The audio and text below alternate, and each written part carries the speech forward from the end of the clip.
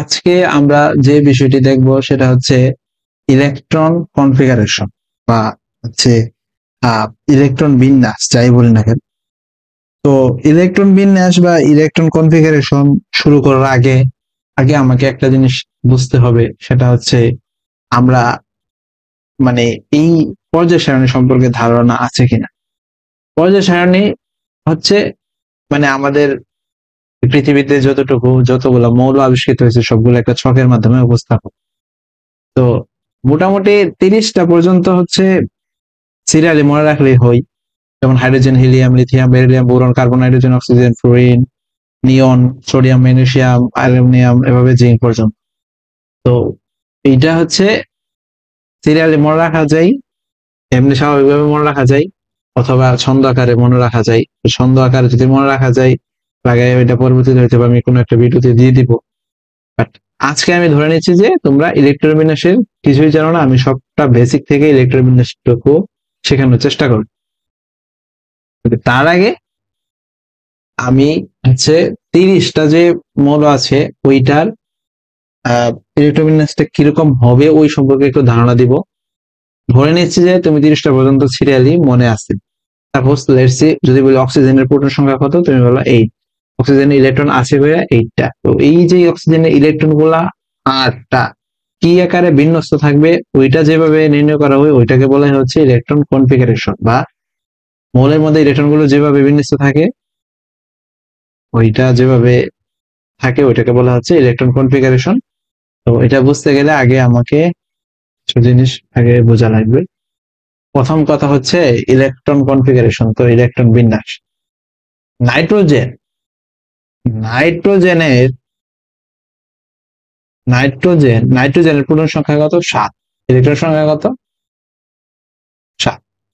তো nitrogen electron বিন্যাস যদি আমরা করতে চাই 1s2 2s2 2p3। 1s2 2s2 2p3 কিভাবে আসছে না আসছে এগুলো কিছুই বোঝার দরকার নাই। আমি সবগুলো উত্তর দিব যে এখানে 1 কিভাবে হইলো, 2 কিভাবে হইলো। এখানে 1s এর পরে আমরা 1p ও তো দিতে পারতাম, কিন্তু কেন দিইনি। আবার এস এর উপর সর্বোচ্চ 2টা ইলেকট্রনের বেশি না কেন। 2p এর পরে 3, 2d কেন হবে না, 2f কেন হবে না। সবগুলো নাইট্রোজেনের হচ্ছে ইলেকট্রন বিন্যাস এতটুকু পর্যন্ত। তো সবগুলো প্রশ্নের উত্তর যদি খুঁজতে চাই প্রথমে ইলেকট্রন বিন্যাসের ধারণাটা আসে হচ্ছে কোয়ান্টাম সংখ্যা থেকে। তো কোয়ান্টাম সংখ্যার ব্যাপারটা হচ্ছে আমি যদি ক্লিয়ার করি, এখানে আছে কোয়ান্টাম সংখ্যা থেকে মূলত এইসব বিষয়গুলো আসে আর কি। আচ্ছা, কোয়ান্টাম সংখ্যা বিষয়টা কি, ওইটার মাধ্যমে হচ্ছে এই ইলেকট্রন বিন্যাস গুলার অরবিটাল, প্রধান কোয়ান্টাম সংখ্যা দ্বারা হচ্ছে প্রধান কক্ষপথ, সহকারী কোয়ান্টাম সংখ্যা দ্বারা হচ্ছে অরবিটাল, এগুলা হচ্ছে সহকারী, এগুলা উপস্তর এনে করা হল। আমি বিষয়টা হচ্ছে খুব সহজে এক্সপ্লেনেশন করার স্বার্থে আমি কিছু জিনিস আগে ক্লিয়ার করে নিই। সাপোজ আমরা ছোট ক্লাসে যখন ইলেকট্রন বিন্যাস করতাম তখন আমরা হচ্ছে 2n² এর সূত্র দিয়ে আমরা কক্ষপথে কয়টা ইলেকট্রন ওইটা আমরা বুঝতে পারতাম। এভাবে আমরা ছোট ক্লাসে কিন্তু এইভাবে হচ্ছে ইলেকট্রন বিন্যাস শিখেছি যে প্রথম কক্ষপথে ইলেকট্রন থাকে কয়টা? 2টা। তারপরে থাকে কয়টা? একটা, দুইটা, 8টা।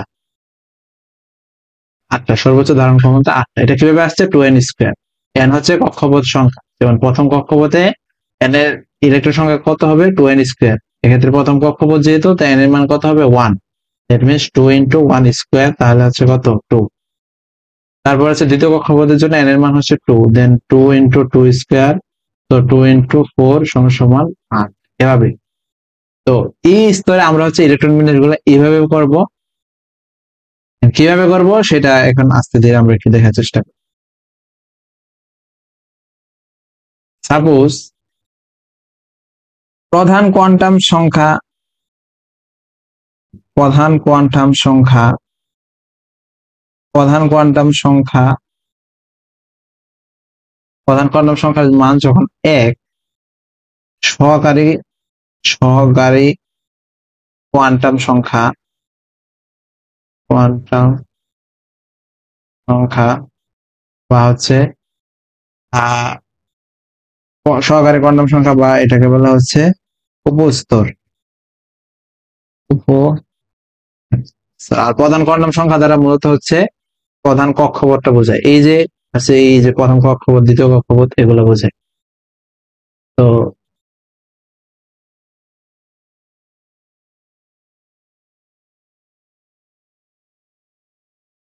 এখন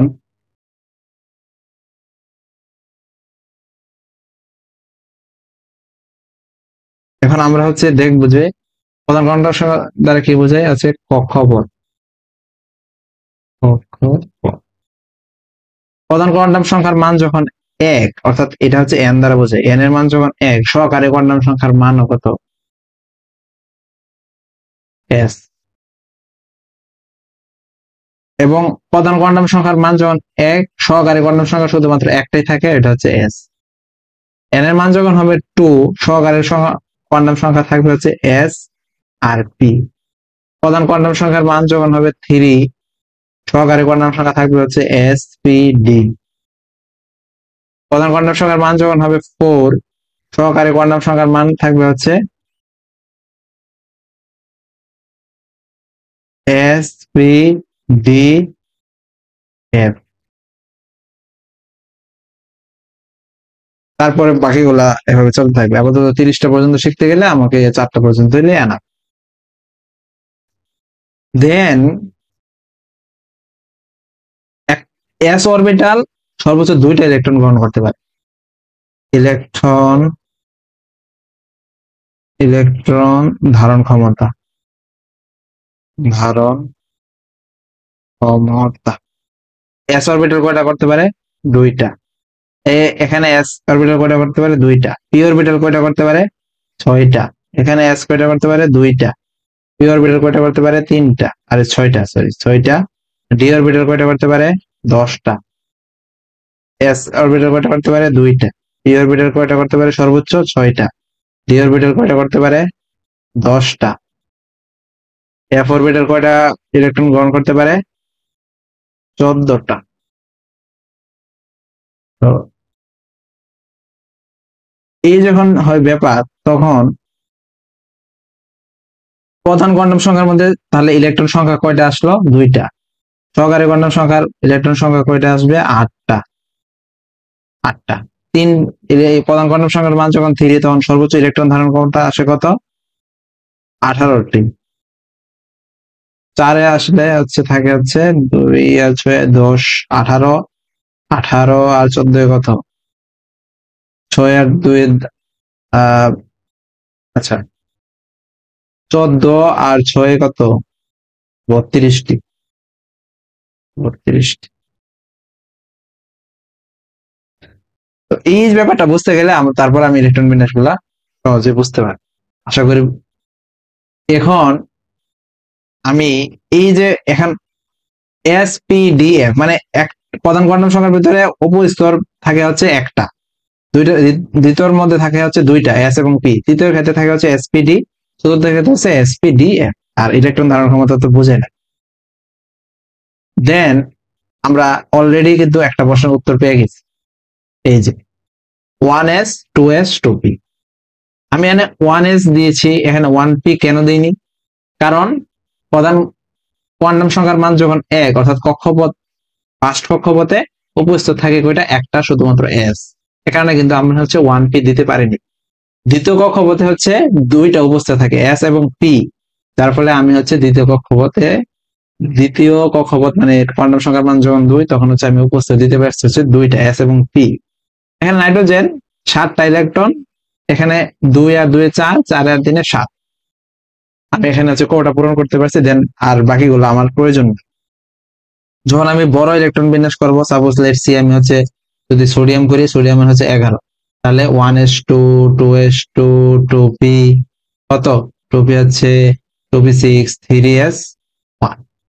এখানে সোডিয়ামের 11, দ্যাট মিনস 2p6। এখানে 2d দিলাম না কেন? কারণ হচ্ছে দ্বিতীয় কক্ষপথে উপস্তর কয়টা? 2টা। আর তৃতীয় কক্ষপথে এখানে আমরা একটা এস দিয়ে পূরণ করছি, কারণ আমার মোট ইলেকট্রন সংখ্যা কয়টা? এই যে উপরে যে ইয়েগুলা, 2 2 6 এগুলা দ্বারা হচ্ছে ইলেকট্রন সংখ্যা বোঝায়, ঠিক আছে।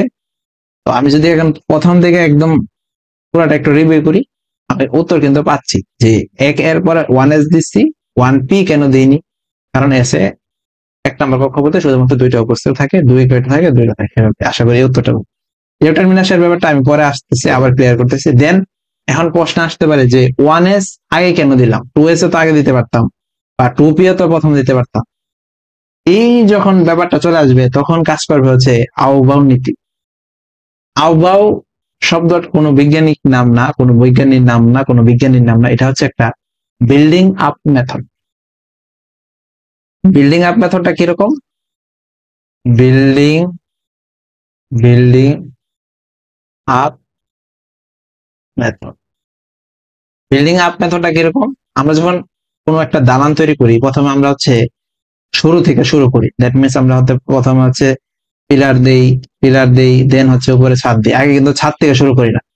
বা আমরা হচ্ছে যখন 10 তলা বিল্ডিং তৈরি করবো, প্রথমে একতলা, দেন 2 তলা, একতলা, 2 তলা, 3 তলা, 4 তলা, 5 তলা, এভাবে উপর দিন। নাকি এই প্রথম 10 তলা থেকে শুরু করে একতলার দিকে আসি না, এই যে উপরের দিকে, এটাকে বলা হচ্ছে বিল্ডিং আপ মেথড। মানে আমরা শুরু থেকে বড় দিকে যাব। তো ইলেকট্রিক বিন্যাস 1s 2s বা 1 2 3 এভাবে সিরিয়াল মেনটেন করে না। ইলেকট্রিক বিন্যাস মেনটেন করে হচ্ছে শক্তি। আববাউ মেথড অনুসারে হচ্ছে যেসব শক্তি স্তরের শক্তি মাত্রা কম, তাদেরকে আগে ইলেকট্রন দ্বারা ফিল আপ করতে হবে, মানে তাদের চাহিদা বেশি। তো এখন প্রশ্ন হতে পারে যে সাপোজ আমরা যদি হচ্ছে ক্রোমিয়ামের ক্রোমিয়ামের ইলেকট্রোবিন্যাস করতে চাই, শেষে দেখবো যে 1s2 2s2 2p6 3s2 3p6 4s1 3p5। তো আগে হচ্ছে তোমার 4s ইলেকট্রন যাবে, দেন 3d তে যাবে।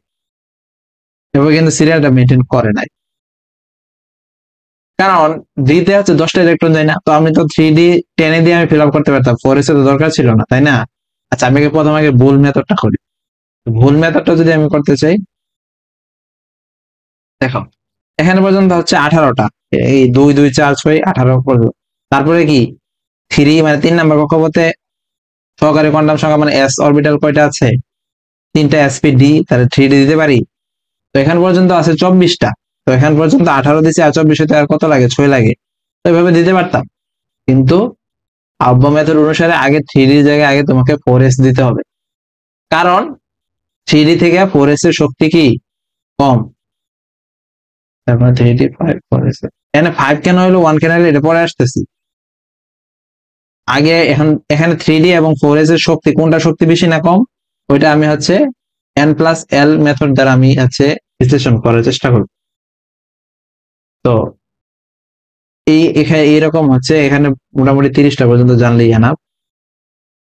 এখন আমি আস্তে ধীরে একটা থেকে শুরু করি। প্রথম কথা হচ্ছে হাইড্রোজেনের ইলেকট্রোবিন্যাস যদি আমরা করতে চাই, হাইড্রোজেনের হচ্ছে 1, তাহলে জাস্ট খালি 1s1।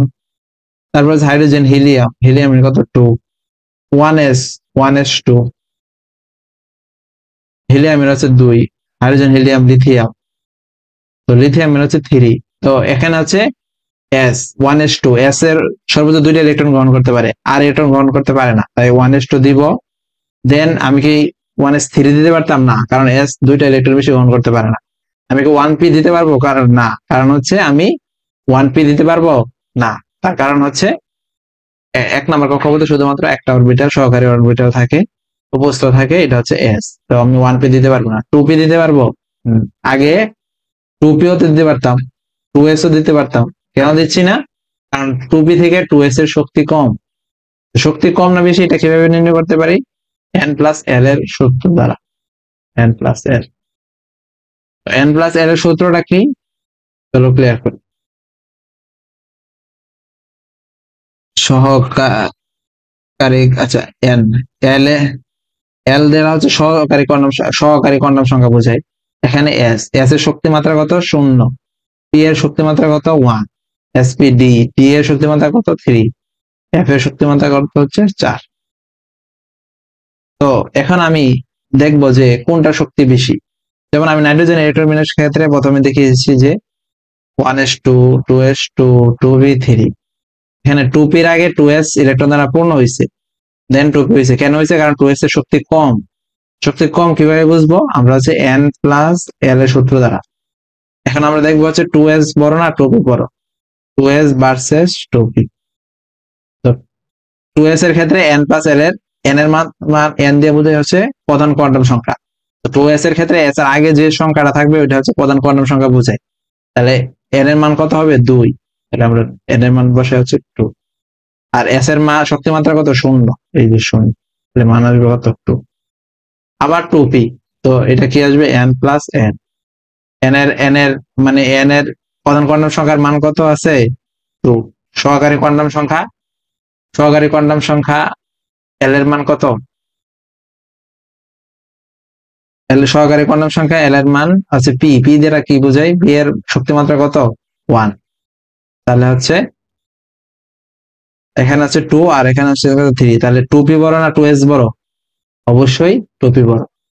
2p বড় 2s। তাহলে আগে কোনটা ইলেকট্রন প্রবেশ করবে? 2s এ, দেন 2p। তাই নাইট্রোজেনের ক্ষেত্রে 2s2 2p3 মানে s অরবিটাল আগে পূর্ণ হয়েছে, দেন 2p ইলেকট্রন প্রবেশ করেছে। আশা করি বুঝতে পারছি। সবগুলা সাম আপ করলে বিষয়টা কি দাঁড়ালো? আশা করি সবগুলো উত্তরই মোটামুটি চলে আসছে। এখন আমি মোটামুটি এই ইলেকট্রন বিন্যাস গুলো একটু আমি ওভারভিউ করে যাব, দেন আমি হচ্ছে শর্টকাট আলোচনা করব। তো শর্টকাট হচ্ছে কিরকম যে ইলেকট্রন বিন্যাসের ক্ষেত্রে ওই 18 পরে একটা সমস্যা হয়। তা ইলেকট্রন বিন্যাসটা হচ্ছে অনেকে ভুলে যায় বা এরকম টাইপের। আজকে আমি দেখাবো যে ইলেকট্রন বিন্যাস এত ইজি ভাবে কিভাবে বোঝানো যায়। যে অনেকে ইলেকট্রন বিন্যাস হচ্ছে পারে, বাট হচ্ছে পরীক্ষার সময় ভুলে যায়। বাট ইলেকট্রন বিন্যাসে এখন হচ্ছে যারা প্রাইমারি স্টুডেন্ট তারাও ইলেকট্রন বিন্যাস করতে পারবে, কারণ ইলেকট্রন বিন্যাসের মেন চ্যালেঞ্জিং বিষয় হচ্ছে লাস্টের দুইটা কত হবে ওইটা নির্বাচন করা। তো প্রথমে হচ্ছে হাইড্রোজেন। হাইড্রোজেনের ক্ষেত্রে আমি যদি একটু জুম আপ করি, এই যে হাইড্রোজেন।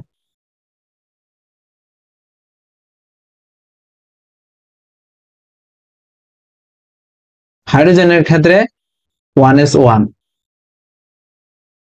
1s1। হিলিয়ামের ক্ষেত্রে ইলেকট্রন সংখ্যা কত? 2, তাহলে 1s2। তারপরে হচ্ছে লিথিয়াম, লিথিয়ামের কত? 3, তাহলে দিব কত? হচ্ছে 1s, 1s2, 2s1। কেন দিয়েছি 1s2 2? 1p দেয়নি কেন? কারণ 1 নম্বর কক্ষপথে শুধুমাত্র s আছে, 2 নম্বর কক্ষপথে s আগে, কারণ 2s থেকে 2p এর শক্তি বেশি, তাই আগে 2s টাকে পূর্ণ করলাম। এখানে কিন্তু 1s2 2s1, তার মানে 3টা। আর উপরে যতগুলো থাকে 2 এবং উপরের যে সংখ্যাগুলো এগুলো হচ্ছে ইলেকট্রন সংখ্যা নির্দেশ করে। তাহলে লিথিয়ামে যেহেতু ইলেকট্রন সংখ্যা 3, তাই এই কারণে আমরা হচ্ছে 2 আর রেখে দিয়েছি। বেরিলিয়ামের ইলেকট্রন সংখ্যা কত? 4, তাহলে আমরা কিভাবে বলবো? 1s2 2s2। এইবার যদি আরো থাকতো দেন 2p1, মানে এক এক করে পারবে। দেখো একটা জিনিস খেয়াল করছো, বেরিলিয়াম আর বোরনের ক্ষেত্রে শুধুমাত্র এই একটা ইলেকট্রন ব্যবধান, কারণ জাস্ট 4 থেকে 5 হয়েছে। তাহলে 1s2 2s2 2p1। কার্বনের ক্ষেত্রে 6, তাহলে কি হবে? 1s2 2s2 2p কত হবে? এখানে আছে 2 2 4, আর কার্বনের ইলেকট্রন সংখ্যা 6টা, তার মানে ইলেকট্রন সংখ্যা কয়টা দরকার? 2টা। উত্তর আছে 2s এর 2p এর আগে 2s কেন ইলেকট্রন পূর্ণ হয়েছে? কারণ 2s এর শক্তি মাত্রা কি? কম। হাইড্রোজেনের তো অলরেডি আমি দেখিয়েছি। অক্সিজেনের 1s2 2s2 2p4, 2 2 4, 4 আর 4 8, অক্সিজেনের ইলেকট্রন সংখ্যা 8, 2s2 2p4। দেন ফ্লুরিনের হচ্ছে 9, তাহলে 1s2 2s2 2p5। 2p5 কেন হয়েছে? কারণ হচ্ছে 5 নাম্বার পি 5টা ইলেকট্রন গ্রহণ করছে আর এস 2টা, আর 1s2 এর ক্ষেত্রে এস হচ্ছে 2টা ইলেকট্রন গ্রহণ করেছে। আমরা এখানে হচ্ছে 2p এর আগে কেন 2s দিলাম? তার কারণ হচ্ছে 2s এর শক্তি কম, কারণ আপ-বাউন্ড নীতি অনুসারে, বিল্ডিং আপ মেথড অনুসারে তোমার ছোট থেকে বড় দিকে যায়, অর্থাৎ শক্তি কম থেকে বড় দিকে যাবে। নিয়নের হচ্ছে 10, 1s2 2s2 2p6, এটা হচ্ছে গ্রুপ 18 মত। ওকে, দেন আমরা হচ্ছে সোডিয়াম, সোডিয়াম এটা যদি করি 1s2 2s2 2p6। দেখো 2 2 4 4 আর 6 10, এখানে 10টা ইলেকট্রন দিয়েছি অলরেডি। সোডিয়ামের আছে 11টা, আর কয়টা ইলেকট্রন দরকার? একটা। তো এখন কি 2p6 2p7 দেওয়া সম্ভব না, কারণ p সর্বোচ্চ কয়টা ইলেকট্রন গ্রহণ করতে পারে? 6টা। আর 2 নম্বর কক্ষপথে উপস্থিত কয়টা আছে? 2টা। তার মানে আর কোনো আনতে পারবো? 2d আনতে পারবো না, তাহলে 3s নতুন কক্ষপথ বাড়বে। এখানে 3s দিয়েছি অলরেডি, 10টা ইলেকট্রন দিয়েছি, আর কয়টা দরকার? একটা। তাহলে 3s1। ম্যাগনেসিয়ামে 3s2, অ্যালুমিনিয়ামে হচ্ছে 13, তাহলে কি হবে? 1s2 2s2 2p6 3s2 দিয়েছি। এখন কি 3s3 দিতে পারবো না? s এর ইলেকট্রন সর্বোচ্চ কয়টা দিতে গ্রহণ করতে পারে? 2টা। তাহলে কিসের সাহায্য আনবো? 3p। 3p তে কত দিব? 1। তাহলে এখানে 3p2। ফসফরাস আছে 3p3। এবার হচ্ছে সালফার। সালফারের হচ্ছে 16, 1s2 2s2 2p6 3s2 3p, এখানে আছে 3। এখানে 16, তো তার মানে হচ্ছে এখান পর্যন্ত 10টা 10টা 2টা 12, আর এখানে আছে তার মানে 3p4। ক্লোরিনের হচ্ছে 3p5, আর্গনের হচ্ছে 3p6, পটাশিয়ামের হচ্ছে 19, ক্যালসিয়ামের হচ্ছে 4s2। তাহলে স্ক্যান্ডিয়ামের ইলেকট্রন বিন্যাস কত হবে? 1s2 2s2 2p6 3s2 3p6 3p6 4s2 3d। এখন প্রশ্ন আসতে পারে যে স্ক্যান্ডিয়ামের এখান পর্যন্ত হচ্ছে ক্যালসিয়ামের, তো তাহলে এখানে কত হবে? 3p6 3d1 3d1। তাহলে এখন প্রশ্ন আসতে পারে যে আমরা, আচ্ছা এখানে আমি একটু জটলা পাঠাই, সেটা হচ্ছে ধরলাম সাপোজ ম্যাগনানিক্স ম্যাগনানিক্স ম্যাগনানিজের কত? ম্যাগনানিজের হচ্ছে 25।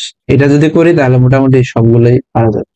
25, তো তাহলে হচ্ছে 1s2 2s2 2p6 3s2 3p6, এখান পর্যন্ত হচ্ছে 18টা। 25 হইতে আর কত লাগে? আরো কিন্তু 7টার মতো লাগে। তো আমি একে একে দিব। দেন এখন আসবে হচ্ছে সিরিয়ালি 3d আর হচ্ছে 4s। এখন তুমি 3d তে d কিন্তু 10টা ইলেকট্রন গ্রহণ করতে পারে। তুমি ইচ্ছা করলেই, অনেকে এরকম ভাবে দিতে পারে 3p6 যেহেতু আর কয়টা ইলেকট্রন দরকার? 7টা, তো 3d7 দিয়ে দিলাম। হবে এটা? হবে না। কেন হবে না? কারণ হাফ নীতি অনুসারে আগে কিসে দিতে হবে? ছোট মানুষকে 4s এবং 3d। মনে হইতে পারে 3d ছোট, বাট 3d কিন্তু ছোট না।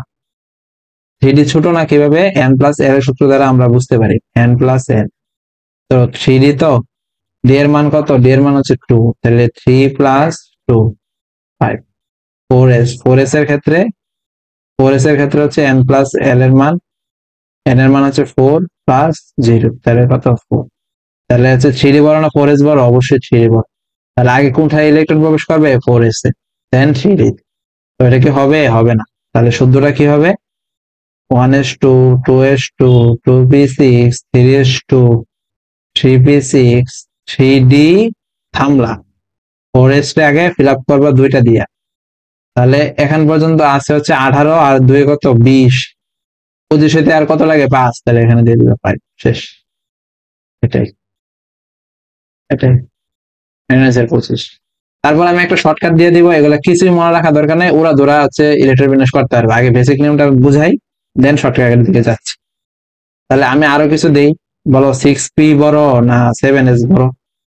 মনে বলো তো, 6p বড় না 7s বড়? তো n+l এর সূত্র ফেলাই দাও। তাই দাও, তাহলে হচ্ছে 6 প্লাস p এর মান কত হবে? p এর মান হচ্ছে 1, তাহলে 7, আর 7 প্লাস s এর মান কত? 0 7। এই দুইটা যদি সমান হয়ে গেল, যখন দুইটার শক্তিমাত্রা সমান হয়ে যাবে তখন আমরা তাকাবো হচ্ছে প্রধান কোয়ান্টাম সংখ্যা দিয়ে।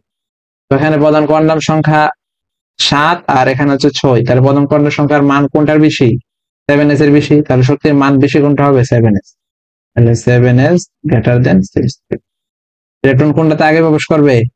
অবশ্যই 6p তে, কারণ 6p ইয়ে কত? শক্তিমাত্রা কত? কম।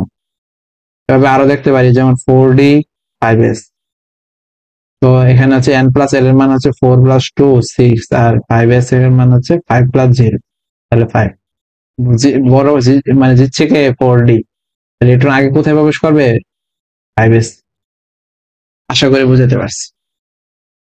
এখন বাকি ইলেকট্রন বিলাসটা যদি করতে চাই খুবই সিম্পল। যেমন আমি লাস্ট একটা দেখে দিই জিঙ্কের কত 30 না 30, তাহলে কি হবে 1s2 2s2 2p6। দেখো এখন 2d আনতে পারবো না, কারণ 2 তে সর্বোচ্চ দুইটা অবস্থা থাকতে পারে। দেন 3s2 3p6 3d 4s, এটাই তো সমস্যা। কোথায় কি দিবা? খুবই সিম্পল। আগে 4s টাকে পূর্ণ করো। 4s এ কয়টা ইলেকট্রন থাকবে? দুইটা। তাহলে এখান পর্যন্ত হচ্ছে 18 আর 2 হচ্ছে 20, 30 হইতে আর কতটা ইলেকট্রন লাগে? 10টা। ডি সর্বোচ্চ কয়টা ইলেকট্রন গ্রহণ করতে পারে? 10টা। তাহলে জিঙ্কের ইলেকট্রন বিন্যাস কত হবে? এইটা।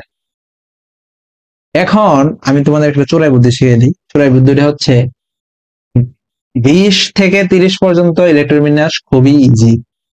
এটা হচ্ছে যদি সংখ্যা বাড়ো তাহলে ইলেকট্রন বিন্যাস পারবা, দেখবা। তারা দেখাচ্ছে। আগে ফেরাসেরটা একটু করে দিই। ফেরাসের 26, তো তাহলে কি হবে 1s 1s2 2s2 2p6 3s2 3p6 3d 4s। 26, তো তাহলে এখানে হচ্ছে 18, 18 আর 2 হচ্ছে 20, 26 সাথে আর কত লাগে? 6, তাহলে ডি এর মাঝে কত দিব? 6।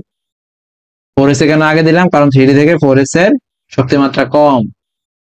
আর 3d এর পরে 3f কেন দিব না? কারণ হচ্ছে 3 তে তিনটাই অবস্থা থাকে sp d।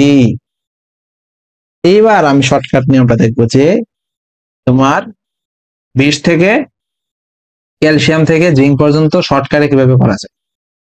শর্টকাট নিয়মে ইলেকট্রন বিন্যাস করতে গেলে খুবই সিম্পল ভাই, খুবই সিম্পল।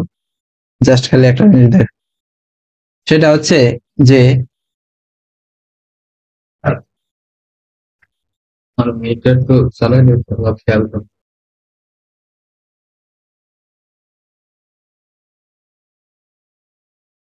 আচ্ছা এইবার আমরা দেখবো হচ্ছে শর্টকাটে, তাই তো 20 থেকে জিঙ্ক পর্যন্ত।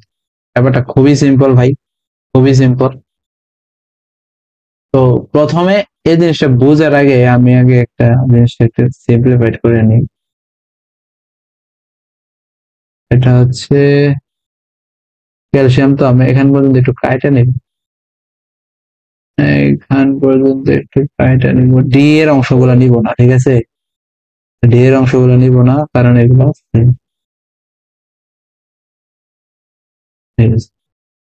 একটু একটু জম করে নিই।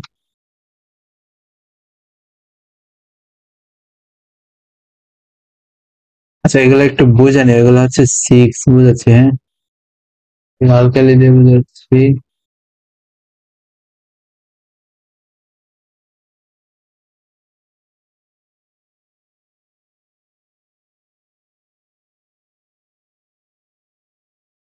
CP6 CP6 CP6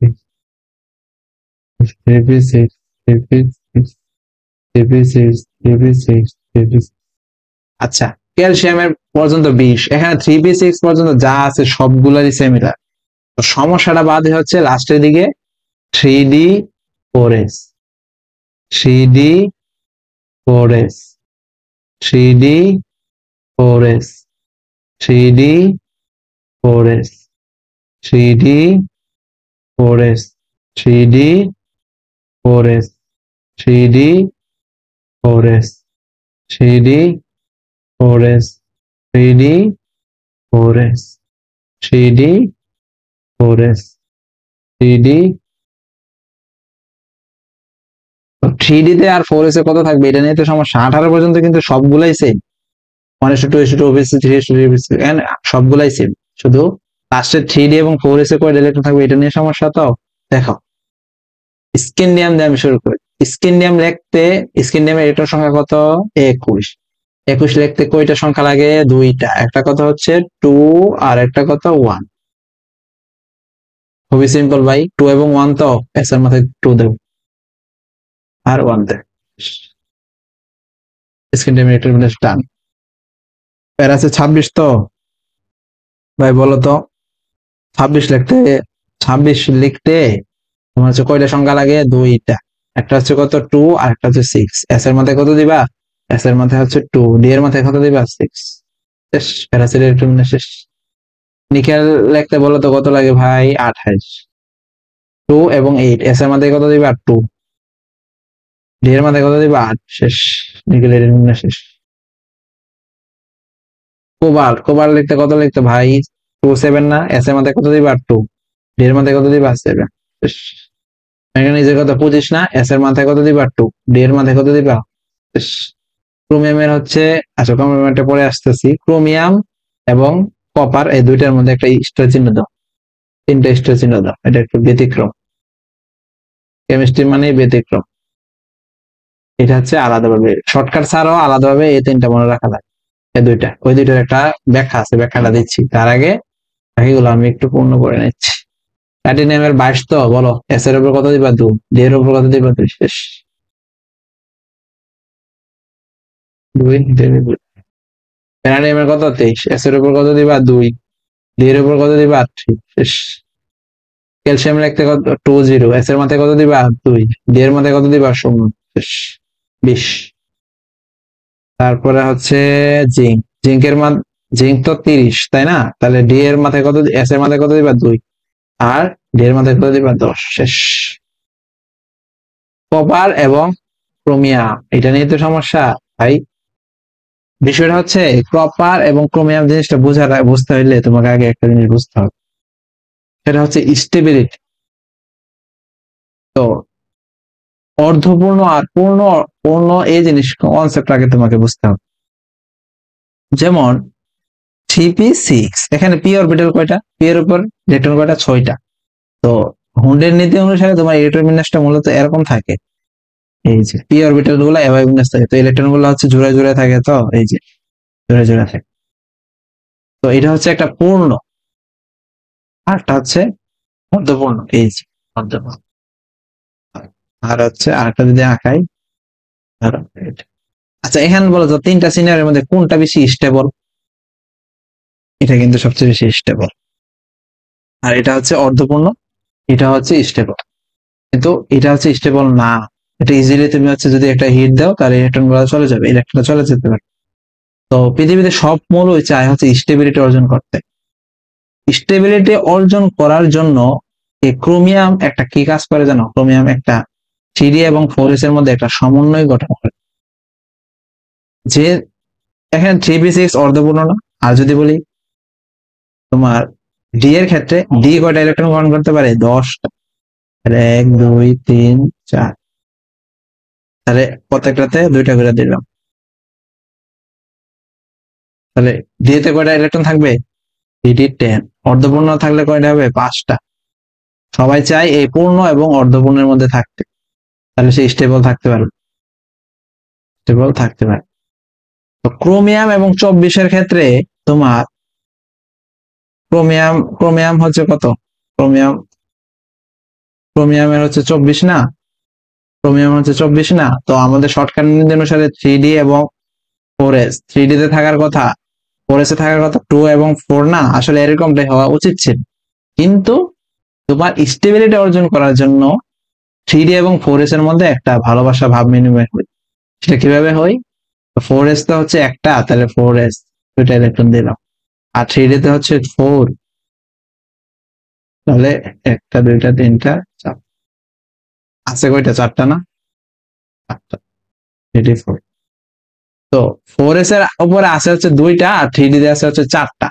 তো এটা দেখতে হচ্ছে ইয়ে লাগতেছে যে যদি 3d বলতেছে ভাই আমার তো হচ্ছে 4টা ইলেকট্রন আছে, তুমি যদি আমাকে একটা ইলেকট্রন দাও তাহলে হচ্ছে আমি অর্ধপূর্ণ হয়ে যাবো, দ্যাট মিনস আমি হচ্ছে স্টেবল হয়ে যাবো। তো 4s বলছে আচ্ছা ঠিক আছে, তোমার যেহেতু একটা ইলেকট্রন প্রয়োজন, আমি তোমাকে একটা দিয়ে দিচ্ছি, ও একটা ইলেকট্রন এখানে দিয়ে দিই। দেন তার ইলেকট্রন কয়টা হবে? 5টা, 3d 5, আর 4s কয়টা হবে তখন? একটা। তাহলে ক্রোমিয়ামের ইলেকট্রন বিন্যাস কত হবে? 3d, 3d কত হবে? 3d 5, 4s 1। আর এখানে তো 18 আছে, দ্যাট মিন্স আর্গন। আর্গন দিলাম কেন? কারণ আর্গনের ইলেকট্রন কয়টা? 18টা। তো 1:2:2p6 3:3p6 না দিয়ে তুমি আর্গন এভাবে থার্ড ব্র্যাকেট দিয়ে দিতে পারো। এটা হচ্ছে স্মার্ট টেকনিক, ঠিক আছে?